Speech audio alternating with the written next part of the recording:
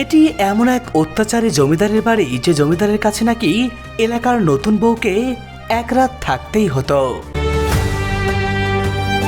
নারীলোভী এই জমিদারের পছন্দ হওয়া কোনো মেয়ে তার কাছ থেকে রেহাই পেত না। প্রতাপশালী জমিদার ছিল।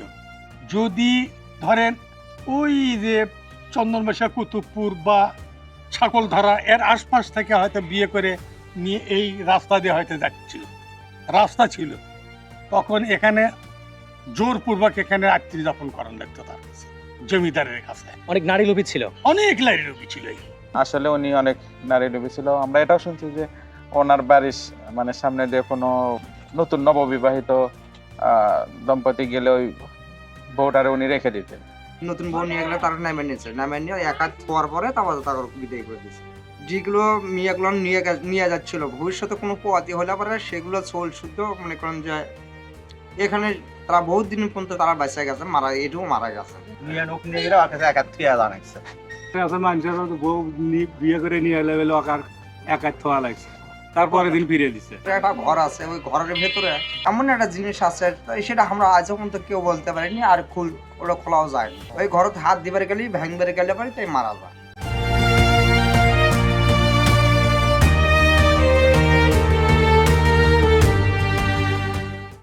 আসসালামু আলাইকুম। উত্তরবঙ্গের রাজধানী খ্যাত বগুড়া শহর থেকে সবাইকে শুভেচ্ছা জানাচ্ছি। আমি শাহেদ আল হাসান। বন্ধুরা, বাংলাদেশের জমিদারি আমলটা ছিল খুবই অভিশপ্ত একটা আমল। আর সেই জমিদারি আমলে এই বগুড়া জেলার সারিয়াকান্দি উপজেলায় একজন অত্যাচারী এবং কুখ্যাত জমিদার ছিল, যার নাম ছিল কাশীপ্রসাদ রায়। কথিত আছে এই জমিদারের বাড়ির সামনে দিয়ে যদি কোনো সুন্দরী মেয়ে হেঁটে যেত তাহলে সেই মেয়েকে রাজার কাছে রাত কাটাতে বাধ্য করা হতো। শুধু তাই না, তিনি তার রাজ্যের প্রজাদের উপরে নানান ধরনের অত্যাচার করতেন। এই জমিদারের প্রায় ২৫০০ বিঘা সম্পত্তি ছিল, কিন্তু এত পরিমাণ সম্পত্তি থাকার পরেও তার শেষ জীবনে তাকে মানুষের কাছে হাত পাততে হয়েছে, ভিক্ষা করতে হয়েছে। কিন্তু কেন, কেমন হয়েছিল তার সাথে? চলুন সেই কাশীপ্রসাদ রায়ের জমিদার বাড়ি দেখে আসি এবং জানা অজানা সকল ইতিহাসগুলো জেনে আসি।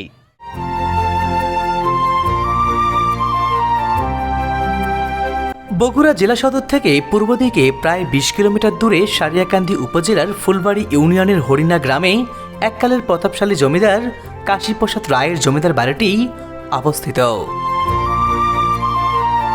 আমরা সাবগ্রাম বাজার থেকে পূর্ব দিকের সারিয়াকান্দি রোড ধরে ছুটে চলছি সেই জমিদার বাড়ির উদ্দেশ্যে। শহরের পিচঢালা কোলাহল ছেড়ে যখন গ্রামীণ মেঠোপথে ছায়াঘেরা রাস্তায় প্রবেশ করবেন তখন চারিপাশের এই স্নিগ্ধ রূপ আপনার মন জুড়িয়ে দেবে।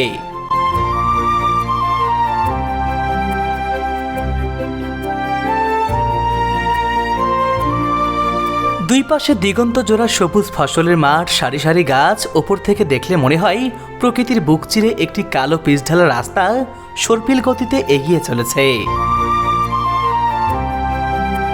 তবে আজ থেকে প্রায় ২৫০ বছর আগে এই পুরো অঞ্চল ছিল এক প্রতাপশালী জমিদারের একচ্ছত্ব অধিকারে, যার নাম শুনলেই একসময় আশেপাশের মানুষের বুক কেঁপে উঠত। এলাকার প্রবীণদের মুখে আজও শোনা যায় সেই জমিদারের সব কুকীর্তির কথা। এলাকার কোনো নতুন বধূ বা সুন্দরীর ওপর নজর পড়লে কিভাবে তাকে নিজের ইচ্ছায় বাধ্য করা হতো, এমন শিহরণ জাগা নিয়ে শত শত গল্প ছড়িয়ে আছে এই জনপদের বাতাসে। আজ আমরা সরেজমিনে দেখব সেই জমিদারের বাড়ি, তার ব্যাপারে জানব এমন লোমহর্ষক নানা অজানা ইতিহাস। বন্ধুরা, চলতে চলতেই আমরা গাবতলী বন্দর পার হয়ে চলে এলাম সারিয়াকান্দি হাটফুলবাড়ি বাজারে। এরপর হরিণা গ্রামে প্রবেশ করে এলাকাবাসীর কাছ থেকে জানতে শুরু করলাম জমিদার কাশীপ্রসাদ রায়ের কর্মকাণ্ড সম্পর্কে।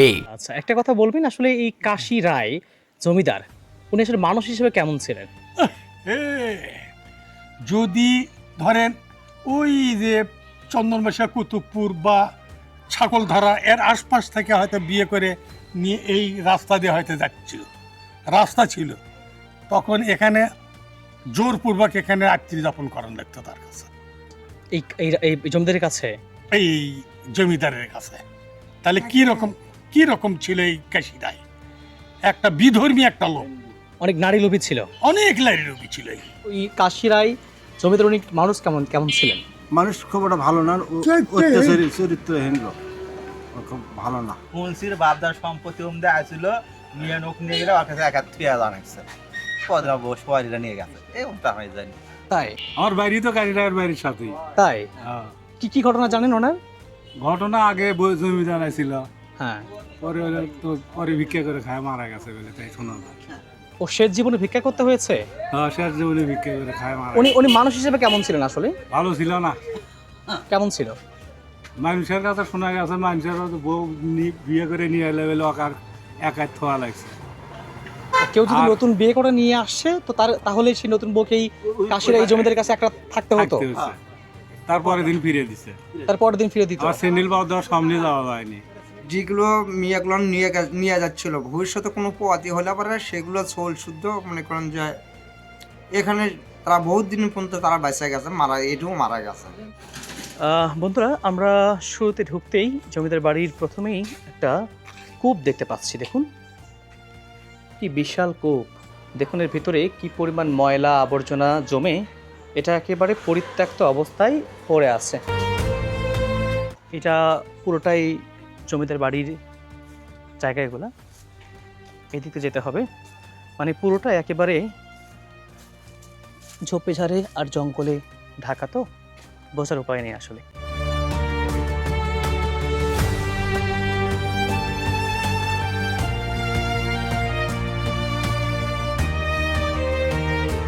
এগুলো কিন্তু একেবারে এই ছাদটা একেবারে যে কোনো সময় এই ছাদগুলো উপর থেকে খুলে পড়তে পারে। দেখি আমরা একটু ভিতরে প্রবেশ করছি। দেখুন জৌলসময় সেই রাজবাড়ির আজকে কি বেহাল দশা, লতা গুল্মই আর ঝোপে ঝাড়ে রাজবাড়ির আজকে সলিল সমাধি হয়ে গেছে। দেখুন এই যে এটা ছিল বারান্দা, আর এগুলো হচ্ছে রুম অর্থাৎ কক্ষ। দেখুন এই কক্ষটা কিন্তু বিশাল বড়, অনেক বড়, সম্ভবত সেই সময় এটা হল রুম হিসেবে ব্যবহার করা হতো। এটা অনেক বড়, এটা কিন্তু এই রুমগুলো। এই যে এটা জানালা ছিল, এটাও জানালা, এবং এটা সম্ভবত দরজা ছিল যেটাকে ইট দিয়ে বন্ধ করে রাখা হয়েছে, আর এইগুলো তাক করা হয়েছে বিভিন্ন জিনিসপত্র রাখার জন্য। দেখুন উপরে কিন্তু একেবারে ছাদগুলো ধসে পড়ে গেছে, শুধু এই পাশের দেওয়ালগুলো কোনো রকম টিকে আছে। এটা যে হল রুম এটা কিন্তু অনেকটা নিশ্চিত হওয়া যাচ্ছে এই দরজাগুলো দেখে। অনেকগুলো দরজা আমরা এখানে দেখতে পাচ্ছি। এই বারান্দা পেরিয়ে আসলেই এই যে উঠান, আর উঠানের ওই পাশেও এরকম কতগুলো কক্ষ রয়েছে, ওই পাশেও রয়েছে, চতুর্পাশে কক্ষ বিশিষ্ট প্রাসাদ, আর মাঝখানেই উঠান।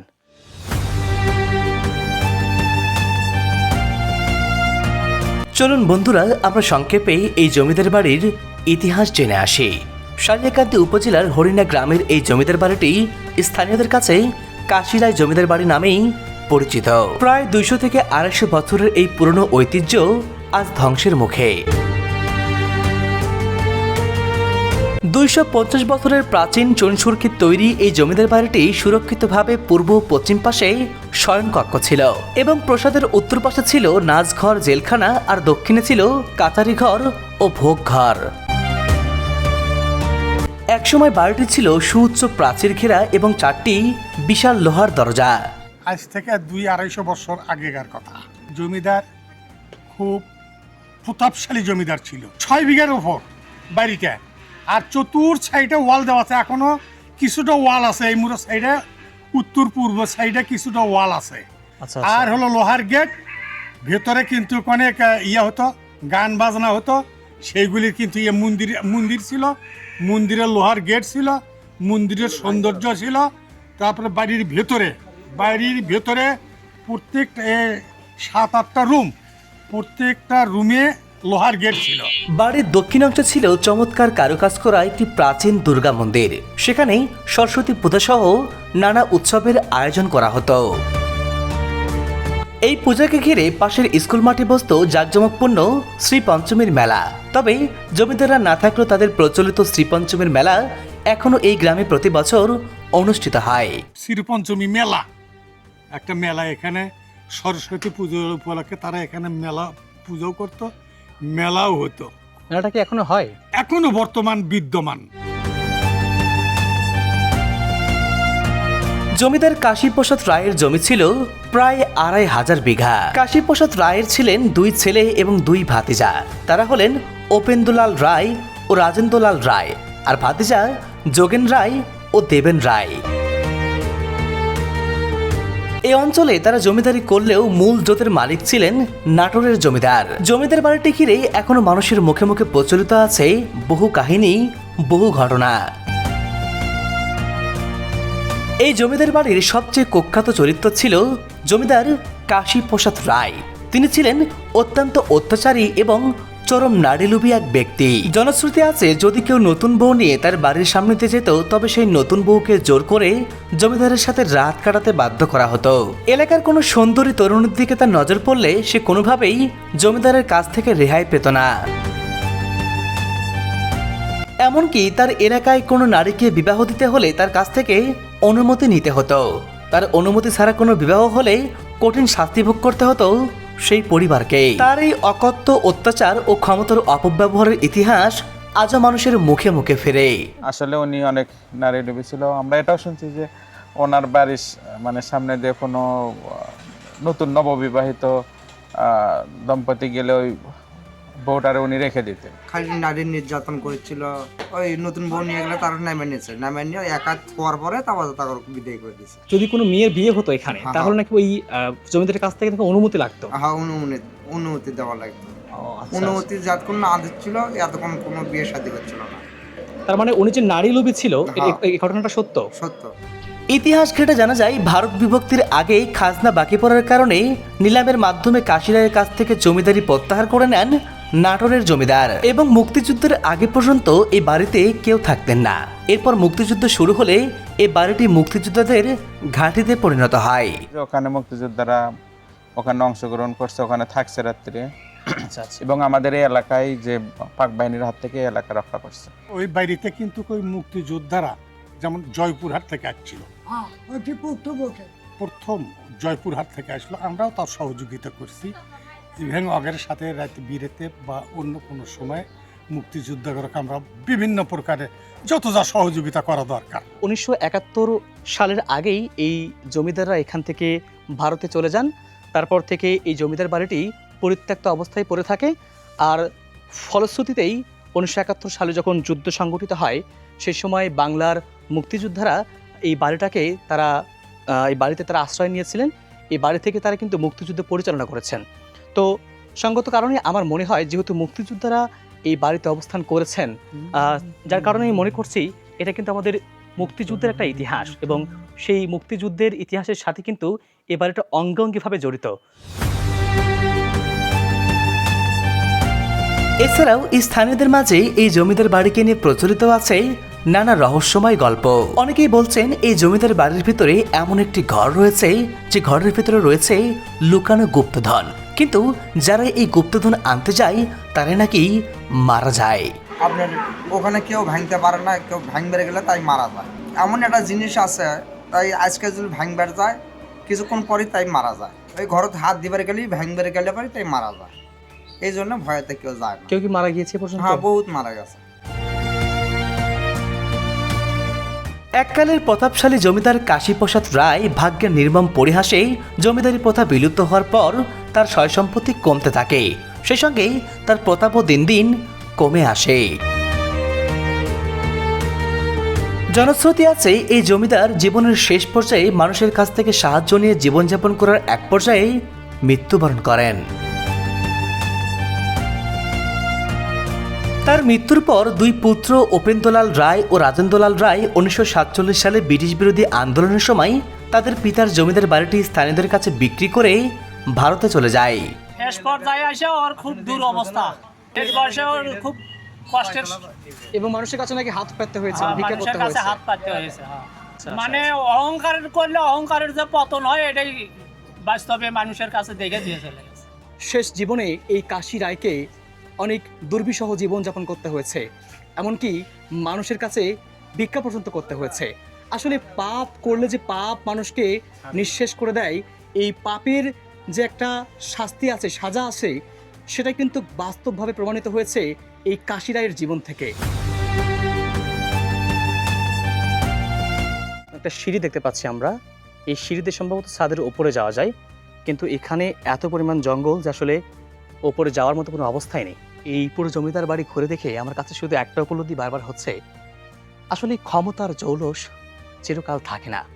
দেখুন, এই জমিদার বাড়ি বা রাজবাড়ি যেটাই বলুন না কেন, একসময় যে জমিদার বাড়ি, যে জায়গাটি আভিজাত্য আর ক্ষমতার কেন্দ্রবিন্দু ছিল, যার ২,৫০০ বিঘা সম্পত্তি ছিল, পুরো অঞ্চলের মানুষ, এই পুরো এলাকার মানুষ তার দাপটে, তার ক্ষমতায় থরথর করে কাঁপত, সেই জমিদার, সেই রাজা কিন্তু আজ ইতিহাসের পাতায় একটি নাম মাত্র।